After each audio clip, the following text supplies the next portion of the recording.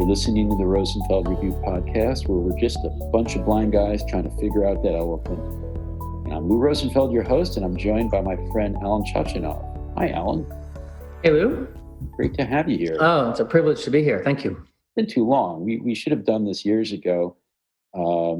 If you don't know Allan, he's the founding chair of the MFA in Products of Design graduate program at the School of Visual Arts here in New York City. Mm-hmm. He's a partner of Core 77, which I'm sure you know something about, but just in case you don't, it's a design network serving a global community of designers and design enthusiasts since 1995. Yeah, it's its 25th anniversary this year. It was the first online design community, actually, but there's not a lot of internet companies that have been around for 25 years. But then there's people like us who've been around for even more than 25 years in this industry. So I thought that actually it'd be kind of fun for us to talk about, the winding careers that you can have and how younger people coming into the field may be a little uncomfortable with that uncertainty as they stand on the threshold of their careers. So, I mean, you were telling me before we started today that your program is just coming up on its 10th anniversary and its 8th graduating cohort. Congratulations. Oh, thank you. Why don't you tell us a little bit about the program to set the table, because then we could talk a little bit about how the program can help people who are a little uneasy about the future and their own futures deal with this uncertainty that seems to happen to us all, whether we like it or not in this industry. Yeah, and certainly the volume of that uncertainty has turned up right now. I'm not sure anybody really knows, exactly how to deal with it, where to put it. School's a nice place to be in times of uncertainty, and certainly in down markets. This is a conventional wisdom. And, design school is a really fun place to be. So this is a very nice way to spend your days, I have to say. My background, I was a professional industrial designer for many years. I did a master's in industrial design at Pratt back in 1986 and 87, and I practiced professionally for about 6 or 7 years. I focused in on medical design, surgical instruments, diagnostic equipment. I worked on the first home HIV test kit for Johnson & Johnson in secret for 2 years, not a secret anymore. Laparoscopic instruments, really just all sorts of fascinating things. Even when I was a student back at Pratt, I love designing things, but I just sort of had a heartbreak around solid waste. I didn't want to design garbage, but I loved inventing stuff. And so medical design seemed a good fit for me. And that's... Is it weird to be working on a classified project? I mean, did your friends and family think you were doing some military work? I don't know if that was the first guess. My thesis was actually around HIV and AIDS. I did a suite of products around phlebotomy, which is the fancy name for laboratory blood collection. I wanted to design a stick-proof hypodermic needle. Honestly, in those days, and it's still a little bit true for our students now, come to think of it, I was fishing around for a thesis topic, a territory, and a lot of the people I grew up with ended up in med school and doctors. And a friend of mine who's an anesthesiologist in Atlanta, I was on the phone with him. I said, hey, I'm really interested in medical design. Is there, if you think of something for me to center my thesis around, I'd be really interested. And he said immediately, I don't have to think at all. We need a stick-proof hypodermic needle. The health community is freaking out HIV just like a year, 2 years into it. There was incredible anxiety and fear. And it seemed obvious that the hypodermic needles, like the most prevalent, what's called a sharp, needed to be sheathed, essentially. And so that's how I started, and then was able to find a small design firm in Connecticut who specialized in medical devices. And it turns out that some of my HIV/AIDS work continued. So that was just really fortuitous. Well, thank you for that work. I mean, was there a point along the way where you thought about maybe starting a hugely funded startup on gathering blood samples that could then be tested for 35 different... Right, and then end up as an HBO special. Yeah, right? There you go. I'm not sure that the word startup was prevalent in those days. It was really exciting, I have to say. It was thrilling. so many of us have AIDS and HIV stories in our families, and I do too. And so it was very meaningful to me. I lost some family members to AIDS. Mm-hmm. And so that takes you, I guess, back to New York and into Yeah, I education. stayed. It was weird. I was living in Brooklyn and I was working in Connecticut. I was reverse commuting for 2 hours each way, like on Metro North. It was pretty insane. Like really pretty nuts. 2 hours each way every day. Remember, there were no like laptops or phones in those days. It's reading the paper and sleeping. But the work was so exciting that it was worthwhile.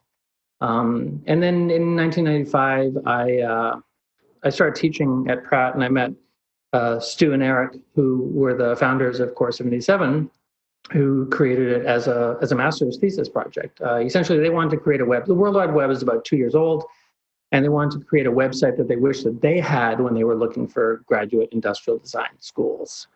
And I used to hang out. Pratt incubated them, gave them an office in the engineering building, I remember, in a T1 line. And I used to hang out there at like lunchtime between teaching classes, learning some HTML, which I have very fond memories of.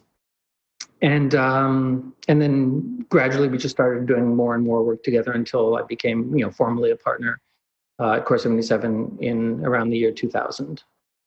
So had a really interesting career in industrial design, like hardcore industrial design, and then in design publishing and web publishing, and like in sort of an editorial career, working with writers, managing editors. It was fascinating. Sorry. And, you remember, like we were just making it all up in the 90s. And still, some of them. And maybe still, yeah. Yeah. Mm-hmm. Design education became a really big part of my life. I love teaching, and about 10 years ago, SVA had approached me about creating a graduate program. And I've told the story before. I think it's okay. They were interested in a graduate program in industrial design. I actually kind of said no. And they were like, "What do you mean? You have all this experience." And I said, "Well, there are plenty of really good industrial design programs, particularly in New York City, and there are. So I don't really need another one. But also, sort of classically speaking, industrial design is kind of the part of the problem. Like we can't keep making things the way we're making them, so we can't keep teaching people the way that we've been teaching them." And SVA was just like, "Oh, okay." And I skipped a beat, but then continued with, but I have very strong ideas around what the future of design education actually might be. And I'd be very interested in imagining a new kind of graduate design education that would be 2 years. That would be very multidisciplinary, very point of view, and humanist and planetist. And away we went. I did a proposal, and they were like, "Great, build it." It was remarkable. SVA is just like this amazing school where everybody's like happy and wants to help you. It's remarkable. Yeah, actually. yeah. Actually, as a little bit of a digression, what's in the water there? I mean, Well, you're not the only person I know who's had a similar experience I starting. know, and it's stereotypical. I mean, schools in general are like little cities, right? They're like political. I think it's because it's an all adjunct faculty. There are no full time faculty, and there's no tenure. And I think it's a quick jump to the idea that there's no politics because people aren't trying to like hang on to something and protect something. And when you have an idea, you just kind of do it. In a typical school, you'd form a committee. There'd be a curriculum committee. You would study. Like for instance, we just started this disability studies class this year, and last year we started a design for public policy class. And I just really saw these things as being, just sort of particularly urgent that I've always wanted to have in the program. In a typical school, you would study.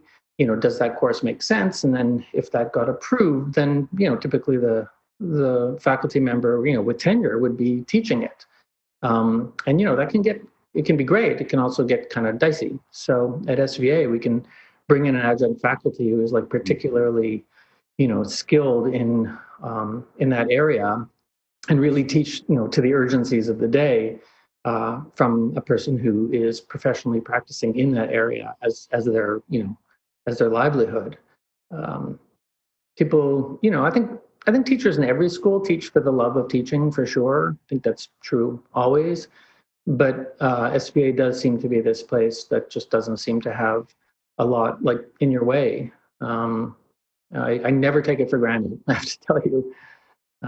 It sounds like a very different experience than my own teaching at a research institution, but we'll leave it at that. This is your story. Yeah, I'm sure you had great experiences too, but yeah, no, it's been SVA definitely makes it easy for you, and we try and make sure that the students know that there's a spirit of generosity and a willingness to try things, from the top down kind of thing. I think it's really important. And one other notable thing about our program, we don't have grades. I had asked, and they said you can decide if you want to have grades or not. And I was just like, oh, no grades, absolutely no. I think one of the biggest problems in the world is what we choose to measure, and how we measure it. And I think grades. I don't actually think grades belong in any education, but particularly not for graduate school, particularly in design. And that builds trust. I think that it's hard to trust your instructor when you know that they are measuring you, and easier to trust them when they're not. When you're both just after the same thing, which is exciting, daring work. It's sort of the other reason why no grades make sense is it increases the likelihood of risk. And I'm honest, with myself. It's like I know that a lot of our students have grown up in a lifetime of grades. I also know that grades might help a couple students over the years that, they actually might have done better if there were grades. But generally, it does increase the likelihood that students will take more risk and be a little bit more daring in their work and just sort of go for it when they know that there's not going to be a penalty if they sort of, if they miss. Of course, there is no really missing in design. Well, I'd like to come back to those students and think about how they approach this whole issue of, uncertainty about how one's career might unwind. And what you just covered by telling us the story of your career is a perfect lead in. But we're going to take a quick break. We'll be right back.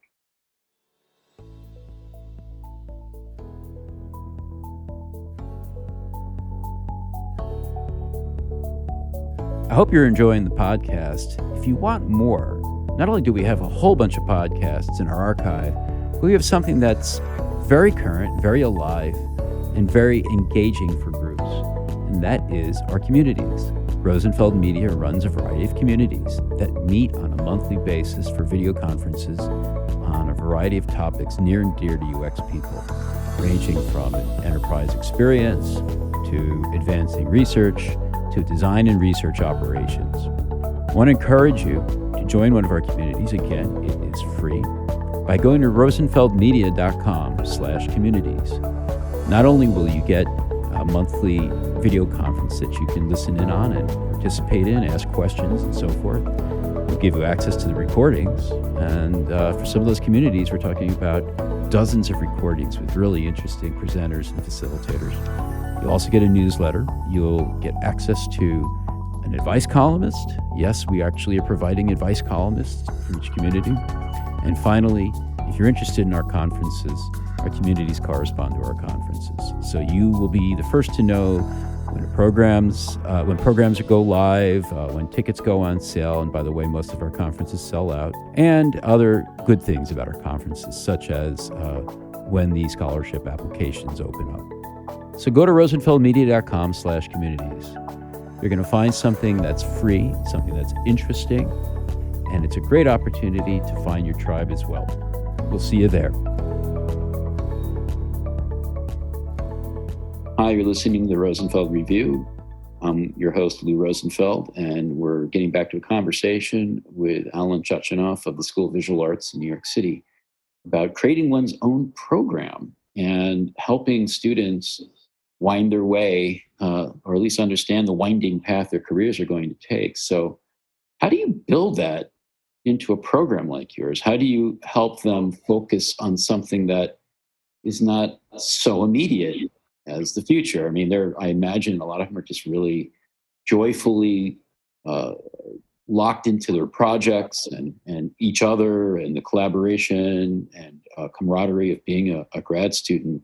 But, how do you prepare them for that time beyond and the uncertainty that comes with it? Yeah, I think that this is probably the most important question. Definitely there's a balance between training and educating. I think that students have a reasonable expectation that their skills are going to increase, that their market value is going to change. Our first responsibility is to educate, though. They're going to have very long lives, decades and decades in the world of design. And something that I've said to a few students, even in the interview process, I'll say, listen, I know that you're worried about your first job, but we're training you for your next job.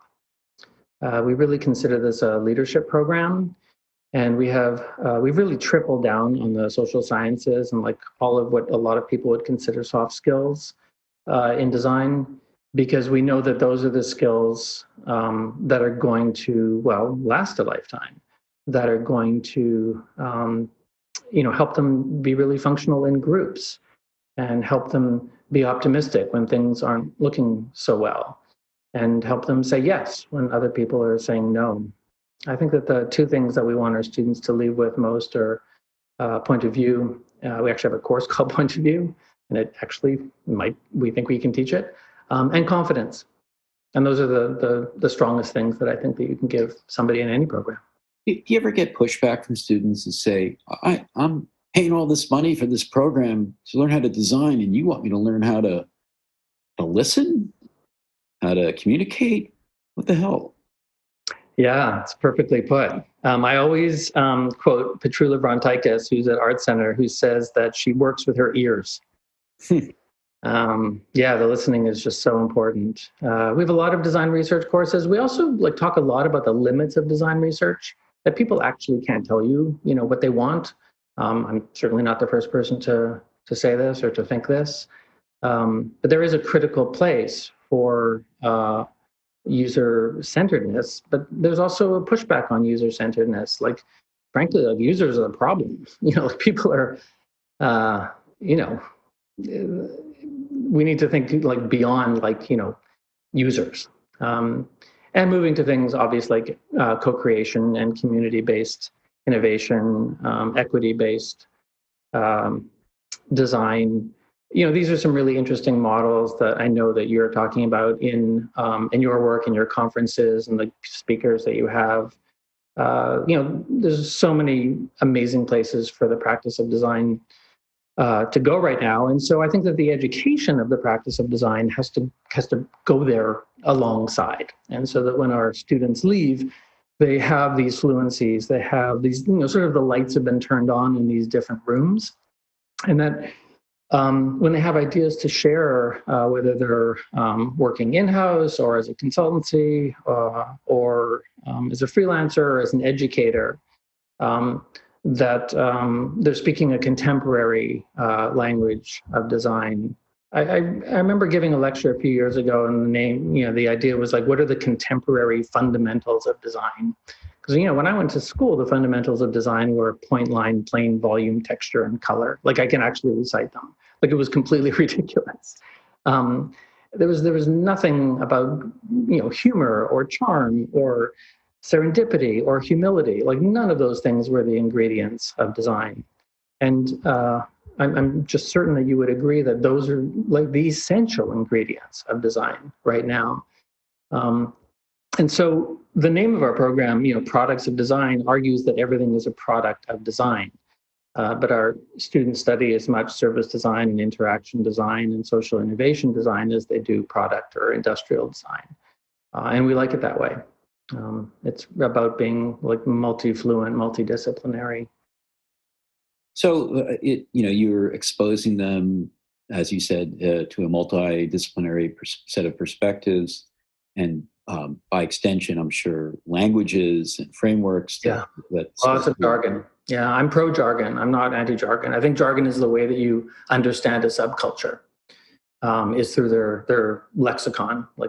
And we actually, in lots of our courses, the students will put together like a lexicon, a glossary of terms for their thesis, particularly. Like, what are the words that people in this, territory or domain use when they talk to each other? So everything is so specialized right now. How does a generalist actually bridge across thin slices of specialization? I think that's our mission, actually. So you're giving them a lot of the sort of raw material of skills that they're going to need for that winding path. But Mhm. do you also have them do any kind of exercises to see themselves on that path? Like, let's all sit down and plot out the next 40 years of our careers. Like in your 30s, what can you envision yourself doing? In your 40s, or something along those lines that actually kind of gets them to see themselves at a point beyond this one. Yeah, that's so great. We're going to have you come in and do that workshop with them. We do actually a fair bit of featuring work. I do talk about the philosophical time-space worm, and freedom and determinism. We like to look to the future. A lot of designers will design for the year like 2075, and it's a bit of a preposterous time frame. I think even looking 5 years out now, especially now, is like plenty. So we do tons of speculative design. What you're talking about is sort of speculative futures in terms of their own life and their own career. Right. So I love that you're talking about this. I think I've said many times that our faculty represent like future yous. Like, let's say I'm talking to the student, right? And we have 34 faculty. We have a lot of short courses. I believe that people can learn things much faster than most people think that they can. Um, and it adds like an excitement, a compression to a course. We've had a lot of success with 7-week courses versus 15-week courses. And that each of these faculty represent like a kind of a future you. Like, what is it like to have Paola Antonelli's design life?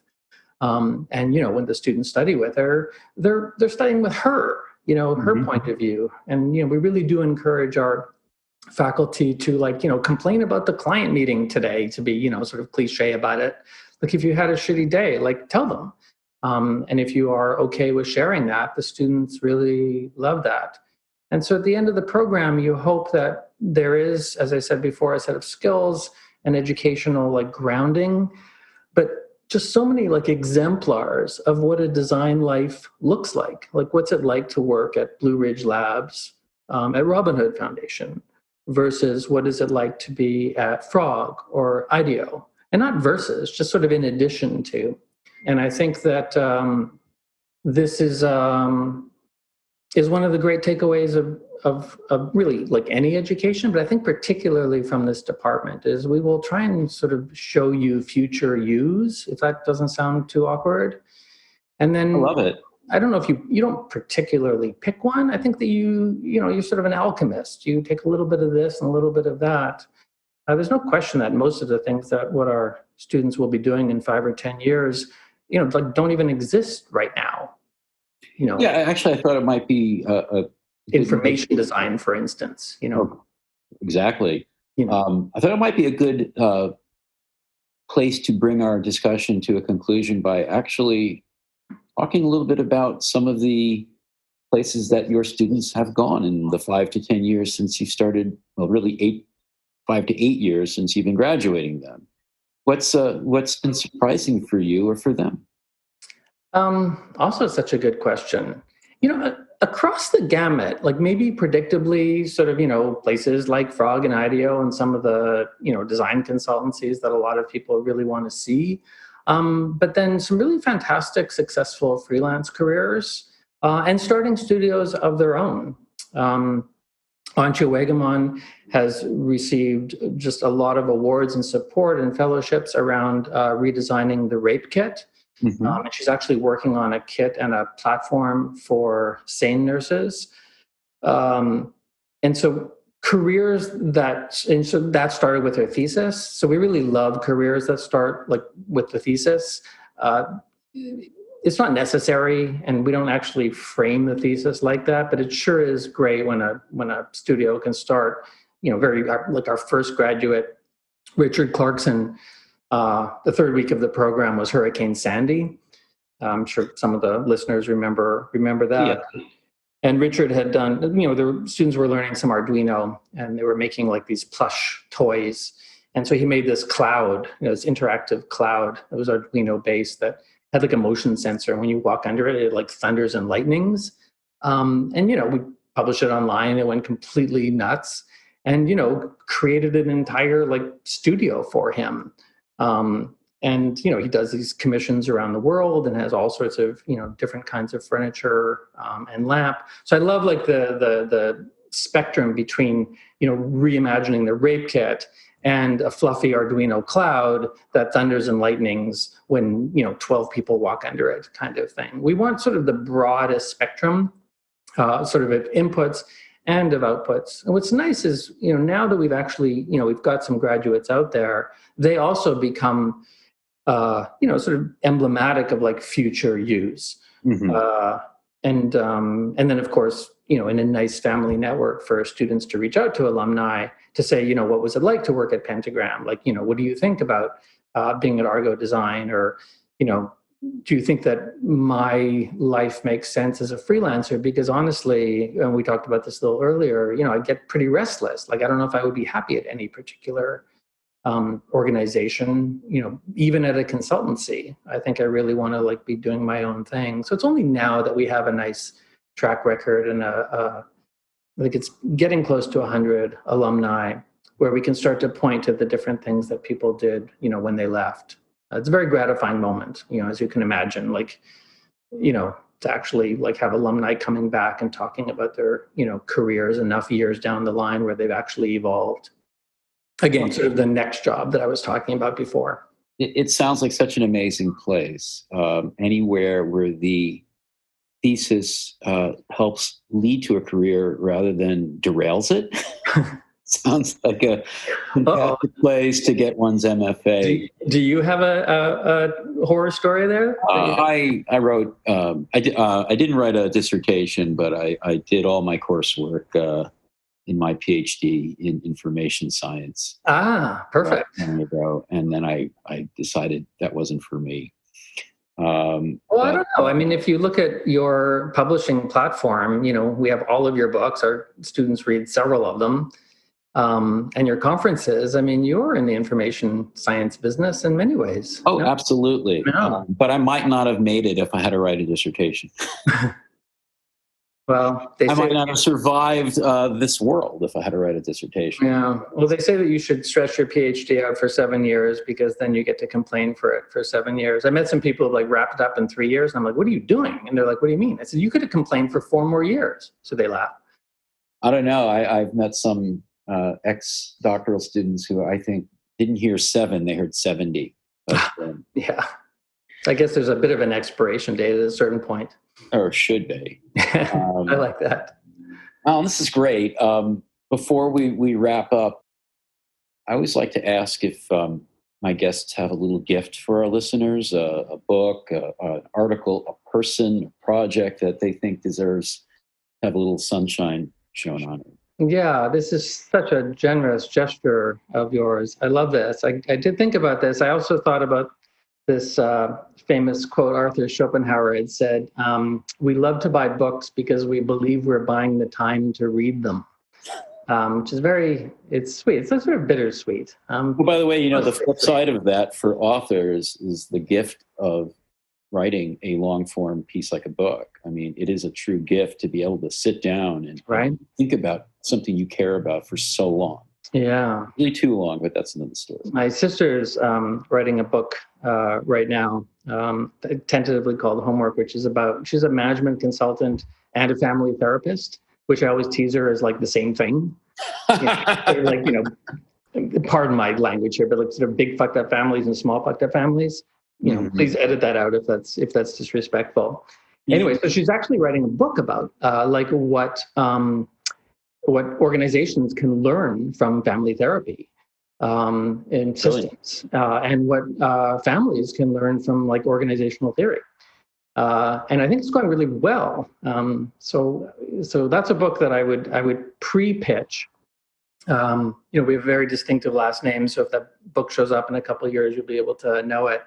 I did think of a few books that would be nice to shine a spotlight. The first one is Emily Pilton's Girls Garage. These are actually 3 books that we're doing book clubs on over the summer and continuing, where the author comes, the students will read the book first. But I don't know if your listeners are familiar with Emily Pilton, but she is just an extraordinary force in design. And, many people, including me, believe that, girls and women, are the future. I would definitely recommend Half the Sky from, I guess, about 5 or 6 years ago as one book, foundational. But Girls Garage it's like an encyclopedia of like tools and know-how, but there's some really great, almost sort of like manifesto writing in the beginning. So I definitely point to that. And then 2 really pretty new books. One by Jamer Hunt called Not to Scale. Just an absolutely fantastic, very readable book that talks about how scale is very much, it's, I mean, I guess I don't want to put words in his mouth, but it's sort of like the medium that we swim in right now. Mm-hmm. In the way that like Present Shock by Douglas Rushkoff was really talking about, this is I guess 4 or 5 years ago, like that it's about time, it's about now. It was very important. Like the internet likes now, doesn't like soon, or doesn't like the amount of time that it takes to sort of consider anything. So presentism, he coined a lot of language. I think that Jamer's Not to Scale book is really about the role that scale has in how we imagine the world, and as creative people, how we, design the world. I don't love that expression, to design the world, but, it's useful in this instance, not his expression. And the other one is Robert Fabricant and Cliff Kwang's User-Centered. Oh, sure. Yeah. And that is just, again, also like very readable, lots of wonderful examples. And that's a kind of good book to give to your like parents, I think. Whenever I teach any class, really over the last, now in my 25th year of teaching college, I always assign Ralph Kaplan's book By Design. He just passed away, just a giant in the world of design. But I was advised when I was back in grad school, you should buy 2 copies of By Design, one for you and one for your parents, so they would like understand, what you were doing in design school. It was like very tiny, very thin, very funny. And so I feel a little bit about like user-centeredness, that this is a good book to buy a couple copies of and to give them to people in your life who don't really understand like, how sort of, innovation is like this, iterative process, and in some sense, like one of the places that it springs from, so I think that those 4 books now, and 5 including my sister's future book, maybe I'm answering a little too much to the one question. No, I love it. Actually, I'm thinking of getting Girls Garage for my daughter. Oh, definitely. I'm very interested in the scale book because maybe that's someone who should speak at an upcoming enterprise experience conference, because that's a lot of what we deal with is issues of scale. Absolutely. And your sister's book is going to be interesting because it's a combination of 2 areas that people don't put together very often, and there's all kinds of interesting stuff at the intersection. So well, especially now. I mean, your last guest, Alana Washington, I talked about this collision of like the personal and the work, that they're sort of like one thing now, and that's really challenging and problematic. I think healthy roles and boundaries are just important in life. So it's interesting that you say that. Like maybe when this book comes out, its time it will align nicely with the idea that it actually needs to come out. Well, it gives me hope for my daughter, who's 17, and I asked her recently, so what are you interested in studying? Mm-hmm. Well, 2 really different things: marine biology and psychology. And I don't know how I'm going to put them together. And I said, I think you'll be fine. You're going to come up with a new thing called marine psychology. But anyway, Allan, that's a good dad. I like this parenting. I just wanted to squeeze that in. So thank you. No, I love it. And we're going to look for her book in I don't know, 10 years. Let's 28 or something. Yeah, something like that. Sooner than we think, right? Help you find a publisher. Allan, so good to talk with you. We have Allan Chochinov, the founding chair of the MFA program in Products of Design at the School of Visual Arts here in New York City.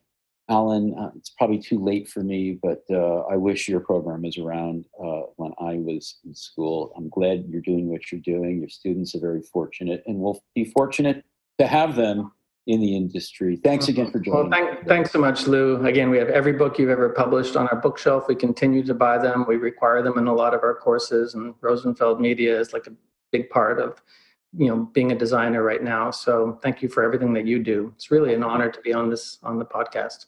Much appreciated. We'll do it again sometime. Thanks.